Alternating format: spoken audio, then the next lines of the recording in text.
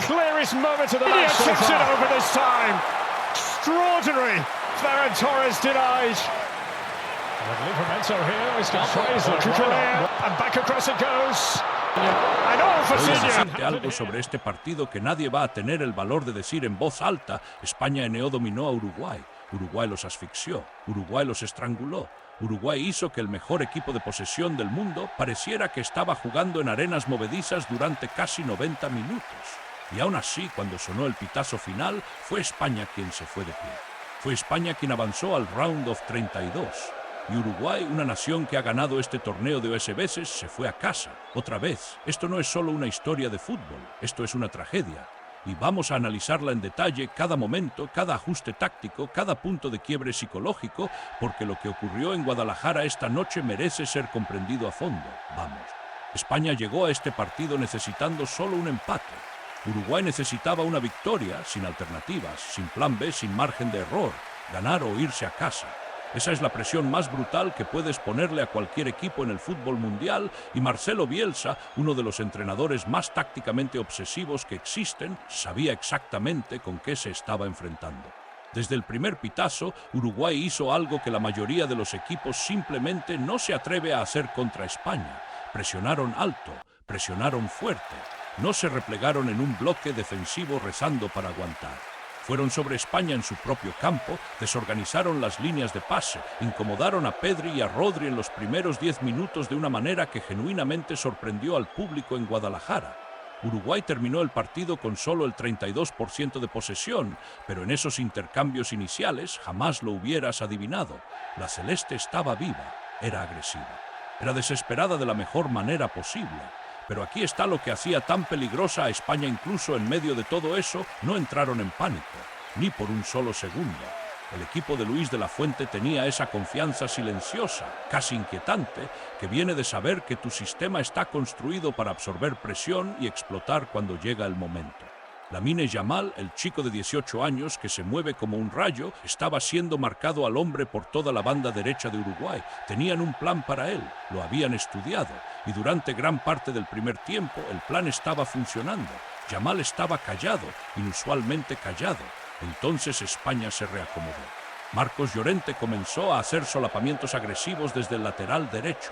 Miquel Merino bajó un poco más para reciclar la posesión. Y Alex Baena, operando en los espacios entre las líneas defensiva y de mediocampo de Uruguay, empezó a encontrar bolsillos de espacio que la estructura uruguaya simplemente no podía cubrir. Y entonces llegó el minuto 42, el momento que decidió todo. Marcos Llorente recogió el balón por la banda derecha, avanzó y metió un centro que no era fácil de defender, pero era manejable. Alex Baena lo controló, giró sobre su propio eje y disparó de primera en el giro. No fue un cañonazo. No fue un golazo de antología, fue una definición técnicamente exigente e instintiva que requirió frialdad total bajo presión. Fernando Muslera, el veterano guardameta de Uruguay, el arquero con más convocatorias en la historia del país, metió el EAS manos al balón. Lo tenía, su cuerpo estaba en la posición correcta, y entonces el balón pasó por sus manos, al fondo de la red. Ese momento, ese único momento, va a perseguir a Fernando Muslera el resto de su vida. A los 38 años de edad, en lo que casi con certeza es su última aparición en una Copa del Mundo, el balón se escurrió entre sus manos cuando Uruguay más lo necesitaba. El silencio de la hinchada uruguaya en ese estadio fue diferente a cualquier cosa que hayas escuchado en el fútbol.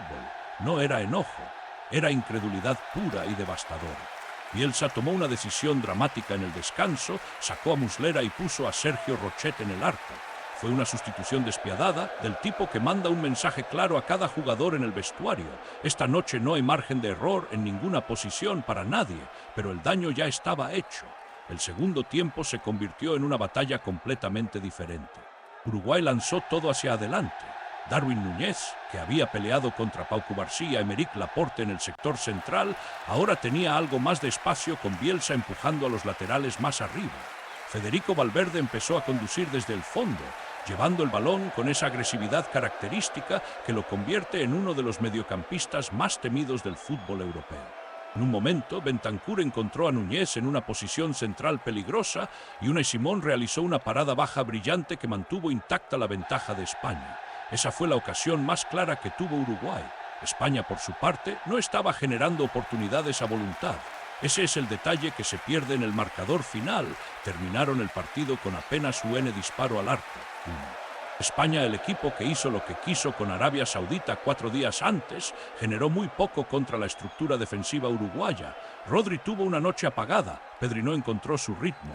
La presión y el enfoque físico de Uruguay claramente afectaron la creatividad de España durante todo el segundo tiempo, pero un gol fue suficiente y España lo sabía.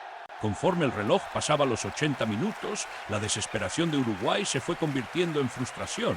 3 tarjetas amarillas. Y entonces, en el minuto 90, una tarjeta roja, cuando uno de los defensores uruguayos perdió completamente la compostura en un momento de agresividad pura y desesperada. 14 faltas a lo largo del partido. El desgaste físico de intentar combatir a una superpotencia de posesión mientras se perseguía un resultado que se escapaba, eso rompió a Uruguay no solo tácticamente, sino emocionalmente. Sonó el pitazo final. España 1, Uruguay 0, marcador definitivo. Y con él, la eliminación de un bicampeón del mundo en la fase de grupos por segunda vez consecutiva. Hablemos de lo que esto significa estadísticamente, porque los números cuentan una historia que las palabras casi no alcanzan a describir. España tuvo el 68% de posesión, 68%. Uruguay consiguió apenas un tiro de esquina en todo el partido. 6 disparos en total por parte de Uruguay, solo 2 al arco, y su portero no tuvo que hacer ninguna atajada porque España apenas lo inquietó después del gol. El plan de juego completo de Uruguay era robar un gol en el contragolpe y aguantar, y el contragolpe nunca se materializó al nivel que necesitaban. Y España avanza al Round of 32 como líder del Group H. Terminó la fase de grupos con 7 puntos. No recibió goles contra Cabo Verde en la primera fecha, despedazó a Arabia Saudita 4-0 en la segunda y ahora esto. 3 partidos, 3 victorias, 0 goles en contra en todo el torneo. España no solo avanza, está arrasando en esta Copa del Mundo con una solidez defensiva que los campeones de 2010 reconocerían de inmediato. Pero no vamos a sepultar a Uruguay sin darle el crédito que merece, porque lo que Marcelo Bielsa construyó en este torneo fue genuinamente impresionante. Su equipo superó a Portugal en algunos tramos de la fase de grupos. Hizo que Francia trabajara mucho más de lo que Francia quería trabajar. Contra España se comprometieron al 100% con un plan de juego que sin el error de Muslera podría haber producido un marcador completamente diferente. Tuvieron 5 fueras de juego, lo que significa que Núñez y Canovio estaban haciendo las carreras, llegando por detrás de la defensa, el movimiento era correcto. La ejecución simplemente no apareció cuando más importaba. El futuro de Bielsa como entrenador de Uruguay es difícil ver más allá de este momento ahora mismo. 2 eliminaciones consecutivas en la fase de grupos de una Copa del Mundo. La segunda vez en un grupo que era genuinamente superable. Estos son resultados que definen trayectorias de entrenadores. Y aunque nadie cuestione su compromiso, su dedicación o su inteligencia táctica, los resultados son los resultados en una Copa del Mundo. Para España, el camino que viene está lleno de promesas, pero también de peligros. Enfrentará al subcampeón del Group J en el Round of 32 y quien sea, España entrará como favorita. Pero el rendimiento de esta noche demostró que este equipo puede ser perturbado. Su ataque, frente a una estructura defensiva bien organizada y un enfoque físico, tuvo dificultades para abrir la puerta sin un error del rival. Un gol, un disparo al arco, eso no es el rendimiento de un equipo funcionando a plena capacidad. Luis de la Fuente lo sabe. Puedes estar seguro de que la sesión de video al día siguiente de este partido va a ser larga y detallada. Aquí está la conclusión, lo que necesitas llevarte de todo lo que ocurrió en Guadalajara esta noche. España avanzó porque fue clínica cuando apareció un momento de oportunidad, una chance, un gol, una victoria. Esa es la definición del fútbol de torneo al más alto nivel. Uruguay fue eliminado porque en el partido más importante de su torneo, en el momento más importante del partido, la mano equivocada se movió de la manera equivocada en el momento equivocado. Y en una Copa del Mundo, con eso es suficiente. Fernando Muslera saldrá de una cancha de Copa del Mundo por última vez en su vida esta noche. Una carrera legendaria, más de 200 convocatorias. Un siglo de atajadas que Uruguay recordará para siempre. Pero el fútbol es implacable y esta noche mostró exactamente qué tan implacable puede ser. España sigue adelante, Uruguay se va a casa, la Copa del Mundo se hace más pequeña. Y en algún lugar de Guadalajara esta noche hay un portero mirándose las manos y preguntándose cómo algo tan simple se convirtió en el momento que cambió todo. Esa es la historia de Uruguay contra España. Esa es la historia del Group H. Eso es lo que la Copa del Mundo le hace a los mejores jugadores del mundo cuando la presión se vuelve insoportable. Nos vemos en la fase eliminatoria.